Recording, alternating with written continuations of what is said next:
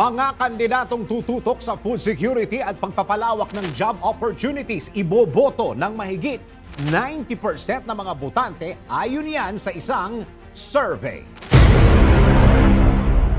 Sa papalapit na eleksyon, tila nagiging mas kritikal na ang mga Pilipino pagdating sa pagpili ng iboboto. Napatunayan yan sa isinagawang survey kamakailan kung saan lumalabas na ang mga botante sabik nang masolusyonan ang hirap sa paghahanap ng trabaho sa bansa at pagkakaroon ng kasiguraduhan na meron pang maihahaing pagkain sa hapag kinabukasan. Kung ano ang detalye ng survey na yan, eto. Nito lamang April 11 to 14, isinagawa ng Social Weather Stations o SWS sa 1,800 respondents ang isang survey na kinumisyon ng Strat-Based Group na nagresulta sa mataas na bilang ng 93% ang mga Pilipinong nagsabing iboboto nila ang mga kandidato na gagawing prioridad ang pagpapalawak ng job opportunities at pagpapaunlad ng agrikultura at food security sa bansa. Pumangatlo naman sa listahan ang pagpapalakas ng healthcare system sa bansa na nakakuha ng 91% mula sa mga botante. Ayon sa SWS, ito ang mga pangunahing kinababahala ng mga Pilipino simula pa noong January. Sumunod sa ika-4 at ika-5 pwesto ang pangangalaga sa karapatan ng mga manggagawa at OFW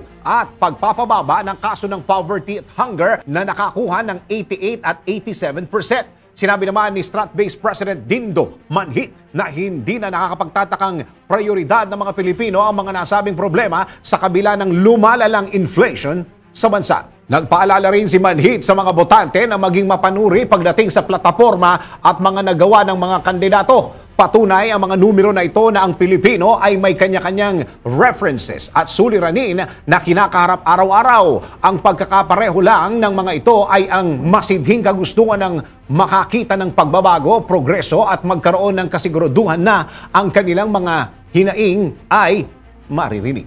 Ikaw, botante ka na ba? Kung oo, ano ang platapormang hinahanap mo para iboto ang isang kandidato?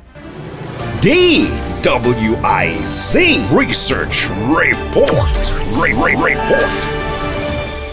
Thanks for watching. Ito po ang Aliw Broadcasting Corporation stations DWIZ 882, DWIZ News FM Regional, Home Radio 97.9, DWIZ News TV at Aliw Channel 23 nationwide. Kami po'y nagbabalita ng tama, naglilingkod ng tama. Like, subscribe, and follow.